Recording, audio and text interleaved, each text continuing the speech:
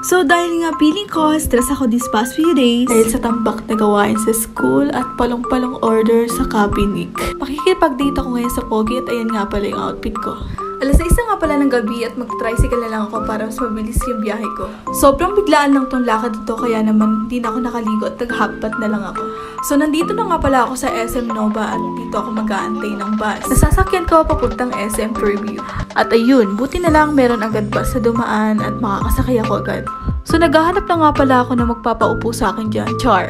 So dahil wala nga maupuan, tatayo muna tayo for today's video. So dahil cute nga daw ako, pinaupo na ako ni Kuya. Charot! Bababa na kasi si Kuya kaya tumayo na siya. Sa Fairview Terraces nga pala kami makikita ng kadate ko at ang sabi niya nandun na daw siya. At ayan nga si ate mo girl, inip na. Dahil ngayon na lang ulit makakaranas ng gantong moment. So nandito na nga pala ako sa Nova Stop at lalakarin ko pa hanggang Fairview Terraces. Dito ko na lang talaga napipili yung Pasko dahil sa pa-Christmas light ng mga malls na to. At ito nga pala guys, ang Christmas Bazaar dito sa Robinson taon-taon. Oo, tukso, layuan mo ako. So ito na nga guys, sumatakbo na ako dahil nakita ko na ang pogi kong kadate. Tada! Naalala ko na naman tuloy yung pagdikit ng aming mga kamay. Kinikilig na naman ako. So guys, finally nandito na ako sa Fairview Terraces. Parang tanga si Kuya. So malapit na nga pala ako sa meeting place namin at gandang-ganda ako dito. Sabi ko nga sa Starbucks kami makikita para bungad lang at madali kami magkita. Dahil na boring nga siya, kakantay sa akin at baka makabili lang daw siya ng kape dahil sa naamoy niya. Doon na lang daw kami magkita malapit sa dancing fountain. At yun na nga, nakita ko na siya at nag-iisa. Oh, surprise ko sana siya kaso sobrang epic dito guys. May pogi. Uy, bakit? Hindi ka tumitingin. So, bago nga kami kumain, nagmuni-muni muna kami saglit dito sa labas at nanood ng dancing fountain and dancing light. Flex ko nga pala yung white shoes namin na limited edition. So guys, ito nga pala ang kadate ko for today's video. Papasok na kami sa mall at ito nga ang unang bumungad sa amin. Sakto naman na naghahanap si Sai ng brief na ireregalo niya daw sa sarili niya. Kaso hindi niya nabit. Kaya pumasok na lang kami dito sa bench at bibili na lang daw siya ng sapatos. Char! Nagpapagutom lang talaga kami para sulit naman yung kakainin namin mamaya. So dito nga pala kami kakain sa Greenwich dahil bet na bet ko talaga yung chicken nila dito. So nag-order na nga bading at combo A nga ang napili namin. At nagpa-add ako ng lasagna. At ito na nga, takam na ako dahil medyo matagal na rin yung huling kain ko nito. Pagkatapos nga namin kumain, dumiretso na kami sa time zone. At ang una nga namin tirinay itong photo booth. Hindi na nga ako nakapag-video dahil sobrang na-excite ako dito. At ito na nga ang pangalawa namin trinay. Wala na kami pakialam kung pambata ba to o hindi. Basta gusto na lang namin mag-enjoy. So parehas nga pala kaming tanga dito dahil kami ang pinakahuling place. So ito nga sunod namin sinubukan. Hindi ko alam yung tawag dito pero pupukpukin mo lang siya at makikita mo kung gaano ka kalakas pumalo. So nagpataasan nga kami at ito ang result ng kanya. At ako na nga ang sunod sa susubok. Saya-saya ako pa dito dahil akala ko ako ang panalo. Lumagdag lang pala yung points ko sa points ni Sai.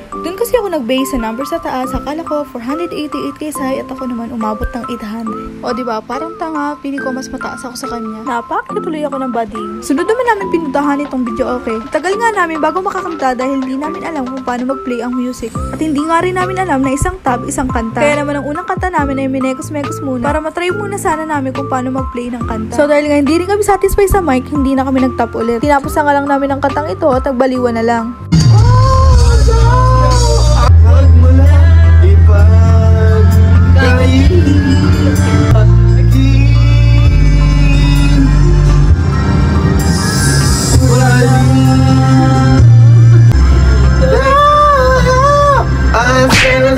Isa lang ang mouth. Asa yung sinuwi-uwi at awit sa ka na doon sa Pasko at Manipa Jojo. The Lord is good. Let us receive your king. And every year be very wrong. And never let you say, and never let you say, and never let nature sing. La la la la la la la la.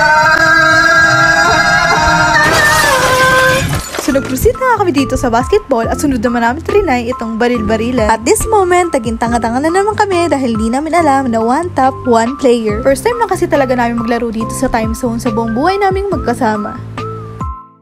So habang bumabaril lang ako, napansin namin na wala siyang target point. Kaya naman nag-tap na ulit ako to enjoy this game together.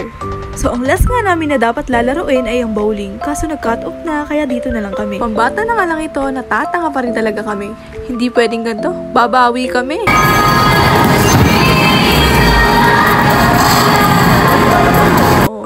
Taray, may patiket. So dahil nga cut-off na, hindi na namin malalagay itong ticket sa machine para sana ipasok ang point sa card. So dito ko na lang sana tatapusin ang vlog kasi may nakakahiyang pangyayari sa bus habang pauwi kami at isi-share ko to sa inyo. So may napagkamalan nga akong konduktor na pasahero at inabot ko sa kanya yung bayad ko. Sobrang hiyang-hiya talaga ako nito at gusto ko nang bumaba. Naitlip kasi si Sai that time at ako naman nagsiselfon. At bigla na naman akong kilalabit ni Sai dahil narinig niya yung bariya na akala niya naninigil na yung konduktor. Eh syempre ako si Taranta din.